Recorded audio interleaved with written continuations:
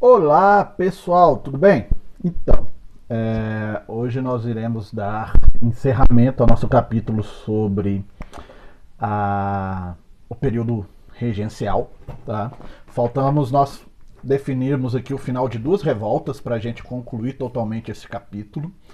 E esse capítulo nós vamos falar de duas revoltas que é extremamente, vamos dizer assim, grandes, no seu sentido bem amplo mesmo, tá? Que é a revolta da cabanagem no Grão-Pará, que é ao norte do Brasil, que na época denominava-se de Grão-Pará, é o estado do Pará, estado do Amazonas, tá? E sobre a Revolução Farroupilha, que com certeza foi a mais longa, a mais longínqua e aquela que deu um resultado mais que imediato. Ao final desta aula, deixam em anexo um estudo dirigido sobre todo esse período regencial. Ao longo da semana, vocês farão esta correção do estudo dirigido, né? Realizarão o estudo dirigido e na terça-feira da nossa próxima terça-feira iremos fazer a correção dela numa aula ao vivo para já marcarmos o nosso teste sobre o período regencial, beleza? Então vamos lá, vamos às revoltas que faltam para nós finalizarmos este processo. Revolta da cabanagem, então, vamos lá. A revolta da cabanagem ela foi uma revolta de cunho popular, como eu disse, né? Então, realizada na província do Grão-Pará. A província do Grão-Pará é a província onde você hoje localiza praticamente todos os estados da região norte, tá? Então, região da Amazônia, ali do Pará, compunha o que nós chamamos aí de o Grão-Pará. É uma revolução popular, é uma revolta popular por qual motivo? Primeiro motivo, né? Porque foi uma rebelião criada, liderada, iniciada por um grupo popular chamado de cabanos. Tá? Esses cabanos, eles eram homens, mulheres, pobres, negros, indígenas, mestiços, que viviam de vendas, tá? De produtos da floresta. Então eles tiravam a sua subsistência de produtos da floresta. É, e eram, e viviam num cenário onde que você tinha um cenário social extremamente avassalador a este povo. Este povo sofria muito, né, com toda esta estruturação social e de exploração que haviam sobre eles. Então eles dão o pontapé inicial para a consolidação de um movimento popular que tinha no primeiro momento uma posição de estabelecer o fim da injustiça social, tá? E a tomada do poder do Grão-Pará para minimizar e eliminar todas essas injustiças sociais e principalmente essa situação de miséria da qual eles viviam. Então, é uma revolta popular na sua essência, nasce dessa essência. Só que podemos dizer que em um determinado momento da construção deste movimento, a ideia do movimento foi sequestrada por quem? Por fazendeiros.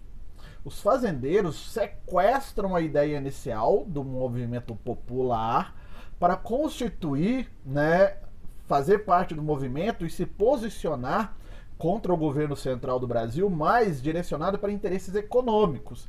Enquanto os cabanos estão lutando por questões sociais, os fazendeiros estão lutando por questões econômicas contra o poder central. E que sentido eles estão lutando? Eles estão lutando no sentido de eliminar as barreiras que havia sobre produtos da região da Amazônia, de exportação. Então eles queriam exportar, né, vender os produtos da região sem barreiras comerciais e assim, né, lucrarem mais. Eles estão atrás de lucro.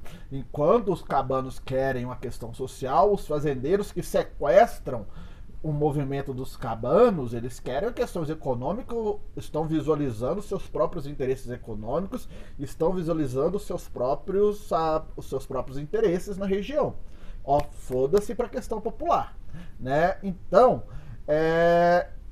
o movimento então começa nessa essência como uma revolta popular constituída pelos cabanos e ganha a adesão dos fazendeiros em um determinado momento, que passam a lutar por questões econômicas em relação ao governo central.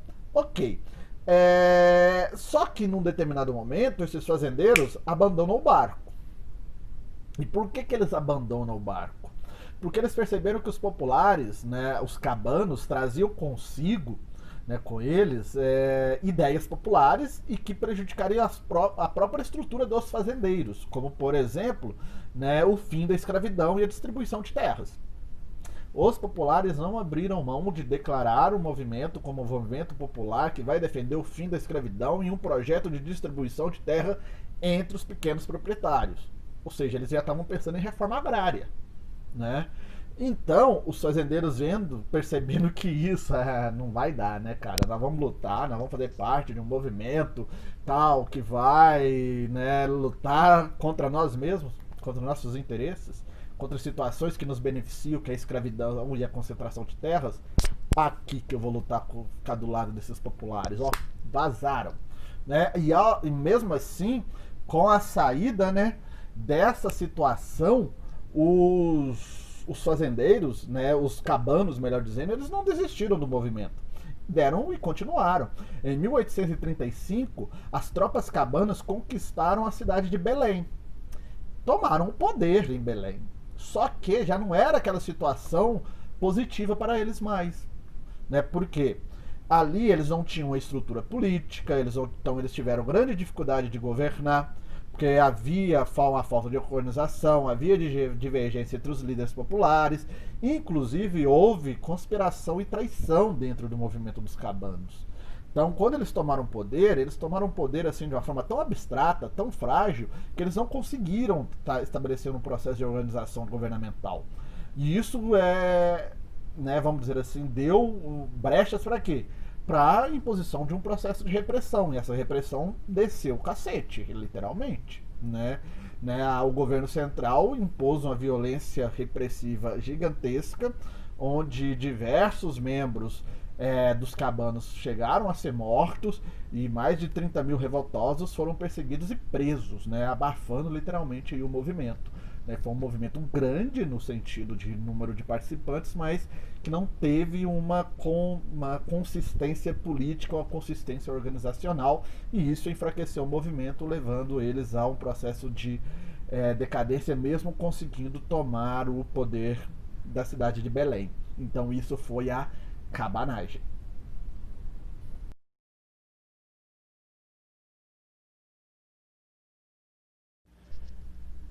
A segunda revolta, e para fechar esse período, é a maior de todas. A Revolução Farroupilha do sul do país. Né? Foi a mais longa revolta, né, do período regencial, a mais longa revolta, na verdade, da história do Brasil. Ela dura 10 anos, ela inicia-se então ali em 1835, dentro do período da regência do Diogo Feijó, e só vai terminar em 1945, já dentro, né, do segundo reinado. Né? Então ela adentra aí aos primeiros anos aí do governo de Pedro II.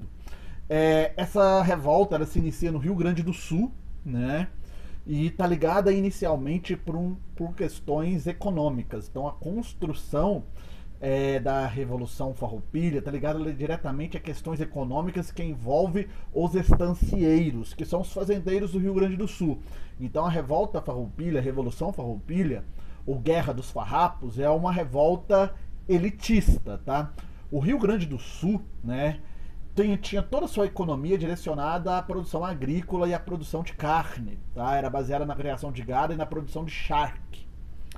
Só que tinha um problema com a questão do mercado de charque no Brasil naquele momento, que era o charque importado. O charque importado entrava no Brasil com um preço muito mais em conta do que os próprios preços do charque produzido em território nacional. No caso, o charque importado que nós estamos dizendo aqui era o charque produzido no Uruguai e na Argentina. Então eles entravam aqui com um preço muito menor. E isso deixava os fazendeiros do Rio Grande insatisfeitos. Os estancieiros do Rio Grande não aceitavam essa questão. Nós produzimos, trabalhamos aqui o tempo todo e no final, né, o charque que vem de outras terras, de outros territórios, chega aqui com um preço muito melhor e é consumido com este preço aqui, por esse preço menor. E nós ficamos um prejuízo aqui trabalhando sem produzir nada e se ferrando, né? Então, por que não juntar o útil ao agradável, nos unirmos para nos separar do restante do país e ter nossas próprias leis, nosso próprio governo, nossa própria jurisdição, nossa própria política, nossa própria economia. Ou seja, a Revolução Farroupilha, ela foi uma revolução, uma revolta separatista, que defendia a independência do Rio Grande do Sul em relação ao governo central brasileiro. Então, começava esse processo todo aí. E aí surgiu uma segunda reivindicação de questão econômica dentro da Revolução Farroupilha, que era os estancieiros passaram, né, que viviam na fronteira do Brasil com o Uruguai, eles começaram a defender um princípio de livre circulação de produtos, né, nessa fronteira. Algo que o governo central do Brasil, o governo regencial, não aceitava, se posicionava totalmente contra. Então era a hora então de partir para cima desse governo central. E a essência, né, a liderança desse movimento coube, no início, coube ao estancieiro Bento Gonçalves, né? E logo depois, né, o movimento da Revolução Farroupilha vai ter a adesão de italianos, imigrantes italianos que chegaram ao Brasil e trouxeram consigo as inspirações revolucionárias da Itália, do movimento de unificação, etc, etc. Esses italianos foram Giuseppe Garibaldi e Davi Cannavaro. Esses dois caras então também tiveram um papel importantíssimo. Esses dois italianos aí tiveram um papel de suma importância para o desenvolvimento da Revolução Farroupilha. Bom, e qual que era o projeto da Revolução Farroupilha? O projeto da Revolução Farroupilha era um projeto separatista e republicano. Então eles defendiam a causa republicana, eles defendiam a instituição da república no território independente do Rio Grande, no início só o Rio Grande do Sul. E aí, em 1835, Bento Gonçalves liderou tropas sobre a cidade de Porto Alegre e tomou o poder de Porto Alegre, proclamando-se a República Rio-Grandense. Nascia aí a primeira república da região sul do país, né? E no meio disso, né, depois ele vai ser preso. O Bento Gonçalves é preso em uma emboscada que o governo regencial armou para ele no Rio de Janeiro, né? Só que isso não enfraqueceu o movimento. Pelo contrário, a prisão do Bento Gonçalves só fortaleceu o movimento dos Farroupilhas. E aí a liderança ficou sobre as mãos de quem? Dos italianos, do Giuseppe Garibaldi e do Davi Cannavaro, que deram, né, continuidade ao movimento e levaram a ideia republicana para outras áreas da região sul do país. E esses dois aí chegam ao território de Santa Catarina. E lá eles travam uma guerra, né? Você tem uma guerra ali entre farrapos e tropas regenciais, né? E é neste espaço de guerra em Santa Catarina que o Davi Cannavaro e o Giuseppe Garibaldi criam a segunda república da região sul do país, a República Juliana, quando eles tomam o poder de Santa Catarina e proclamam a região como um território autônomo e uma república, batizando essa república de República Juliana. Então a região sul estava dividida em duas repúblicas, a República Rio-Grandense e a República Juliana. Né? Só que essa revolução, essa revolta, chega esse conflito, esse cenário de conflito se prolonga. Aí veio golpe da maioridade, Dom Pedro é empossado, etc. Mas estava seguindo adiante. Né, tropas dos farrapos se fortalecendo cada vez mais, o governo central enviando tropas para o Rio Grande, para o sul do país, capturando escravos e fazendo esses escravos de soldados nessa guerra, etc, etc, até que 1842 a situação começa a mudar. Né?